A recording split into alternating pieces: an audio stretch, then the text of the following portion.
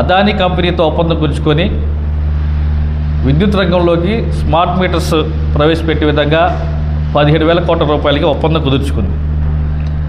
అయితే ఆ ఒప్పందాన్ని వ్యతిరేకిస్తూ ఇప్పుడు ప్రస్తుతం ఉన్న ప్రభుత్వంలో కీలకమైన వ్యక్తి రాష్ట్ర మంత్రివర్యులు లోకేష్ గారు చెప్పిన మాటలు ఒకసారి వినిపిస్తాను. ముందలే మీరు డబ్బులు కట్టాలి. కార్డులండి, ఇప్పుడు సెల్ ఫోన్ లాంటి ప్రీపెయిడ్ సెల్ ఫోన్ లాంటి మీరు డబ్బులు కడితే సెల్ ఫోన్ బంద్ చేస్తారు. కొంచెం ఎక్కువ వాడితే కట్ చేయాలి. సింపుల్ గా బటన్ నొక్కులు కట్టిపోయి.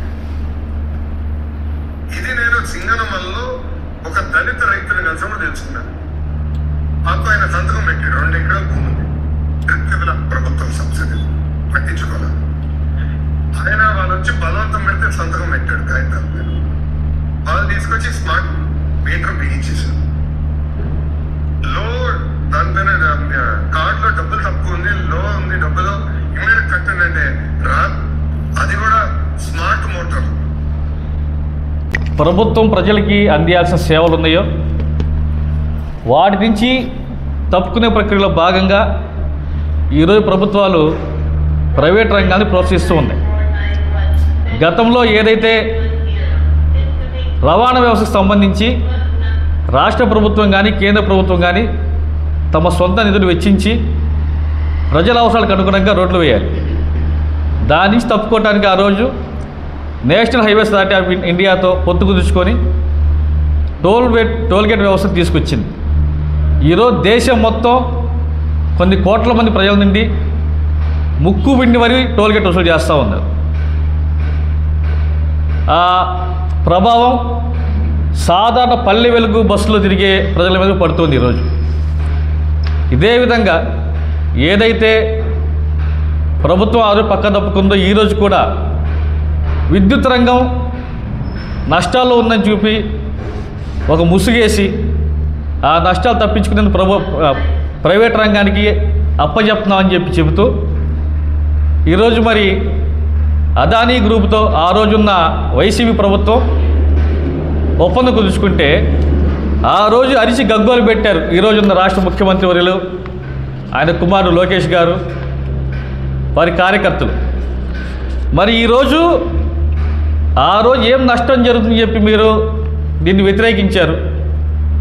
ఈరోజు ఏ లాభాలు ఆశించి ప్రజలు వద్దు అంటున్నా కూడా ఈ స్మార్ట్ మీటర్లు బిగియాలని చెప్పి మీరు ప్రక్రియ మొదలుపెట్టారు.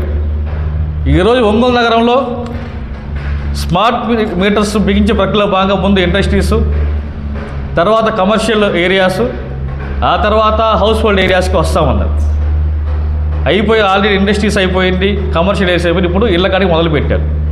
ఒంగోలు నగరంలో నిన్నటి దినాన నా మిత్రుడు ఒకరి ఇంటికి సుజాత నగర్ ఫస్ట్లో ఒక ఇంటికి ఈ స్మార్ట్ మీటర్స్ బిగించడానికి వెళ్ళి ఈ దేశం మొత్తం ఏ విధంగా అయితే అదానీ గ్రూపు పోర్టుల పేరుతో ఎయిర్పోర్ట్ల పేరుతో రకరకాల ప్రభుత్వ రంగాలని దోచుకుంటుందో ఈరోజు ఆంధ్రప్రదేశ్లో కూడా ప్రజలని దోచుకోవడానికి ఆంధ్రప్రదేశ్లో స్మార్ట్ మీటర్ ప్రాజెక్ట్ తీసుకొచ్చారు.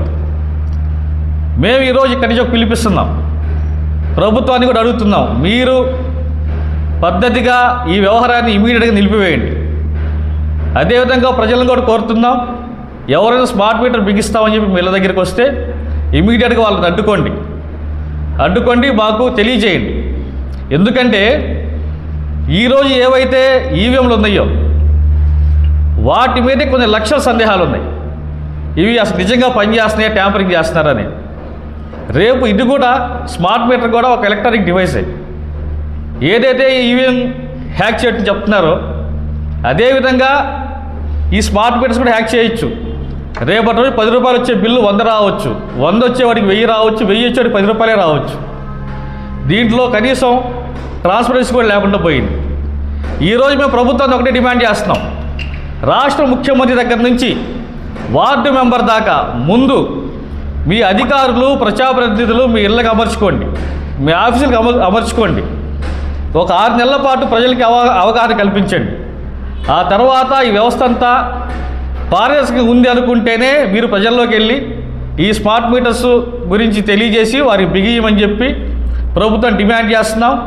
అదేవిధంగా ఉన్న పలంగా కానీ ఈ ప్రక్రియ ఆపకపోతే రాబోయే వారం రోజుల్లో ఒంగోలు నగరంలో విద్యుత్ సౌదాన్ని ముట్టడిస్తాం, తీవ్రంగా ప్రజల్లోకి ఆందోళన తీసుకెళ్తామని తెలియజేస్తున్నాం. కాంగ్రెస్ కార్యాలయం ముందు ఒంగోలు అసెంబ్లీ నియోజకవర్గ కన్వీనర్ అయిన బిఆర్ గౌస్ గారి ఆధ్వర్యంలో విలేకరుల సమావేశం ఏర్పాటు చేయడం జరిగింది. ఈ సమావేశంలో యొక్క ముఖ్య ఉద్దేశం కరెంటుది స్మార్ట్ మీటర్స్ బిగించే దాని మీద ప్రజలకు అవగాహన కల్పించే విధంగా ప్రభుత్వం చేస్తున్న బూటకపు ప్రచారాన్ని తిప్పికొట్టే విధంగా కాంగ్రెస్ తీసుకెళ్లే విధానాన్ని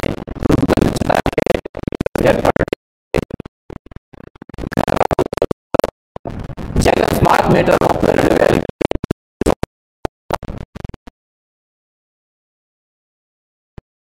32,000 ప్రతి మీటర్కి అని చెప్పానని, ఇది మొత్తం కూడా అమెరికాలో 17,500 కోట్ల లాబింగ్ జరిగిందని చెప్పని, దానికి లంచంగా తీసుకున్నారని పత్రికలు ఘోషించినాయి. ప్రతిపక్షంలో ఉన్న చంద్రబాబు కానీ లోకేష్ కానీ వీళ్ళందరూ కూడా రైతులకు అన్యాయం జరిగిద్ది, స్మార్ట్ మీటర్లు వస్తే ప్రభుత్వ ఆధిపత్యం పోయి ప్రైవేట్ ఆధిపత్యం వచ్చి ఇష్టం వచ్చినట్టు ఉండిద్దని చెప్పని ప్రచారం చేసిన వాళ్ళు, ఈ పొద్దు అదే ప్రచారం చేసిన వాళ్ళు ప్రతిపక్షంలో ఉన్నవాళ్ళు ఇప్పుడు అధికార పక్షం అయ్యి అప్పుడు బాగలేనిది ఏంది, ఇప్పుడు బాగున్నది ఏంది, అప్పుడు ఏ ఒప్పందం ఉంది, ఇప్పుడు ఏ ఒప్పందం ఉంది, దీనికి ప్రజలకు ఏం జరుగుతుంది అనేది శ్వేతపత్రం విడుదల చేయకుండానే ఒక ప్రభుత్వం ప్రజలకి అందించే సౌకర్యాన్ని ముందరగా ప్రజల్లో అవేర్నెస్ తెచ్చిన తరువాత మాత్రమే ప్రజల ఇష్టానుసారం మాత్రమే బిగించాలి. ఏదైనా ఒకటి ప్రజల మీద పెడుతున్నామంటే ప్రభుత్వం ప్రజల యొక్క అభిప్రాయ సేకరణ తీసుకోకుండా, ప్రజా సంఘాలను కోరకుండా, ప్రజా సంఘాలకు అవగాహన చేసి తద్వారా ఇది మంచిదే ప్రజలకు ఇబ్బంది లేదని చెప్పని తేల్చుకున్న తర్వాత ప్రభుత్వం అమలు చేయటం అనేది ప్రభుత్వం యొక్క లక్ష్యం. అలాంటిది దూరంగా పెట్టేసి మీ ఇష్టం వచ్చినట్టు ప్రైవేటు కంపెనీలతో లాబింగ్ చేసి గత ప్రభుత్వం అతను మొత్తం తిన్నాడు, నేను ఇంకా ఎక్కువ తినాలనే దాని మీద ముసుగు ఒప్పందం మీకు జరిగిందా?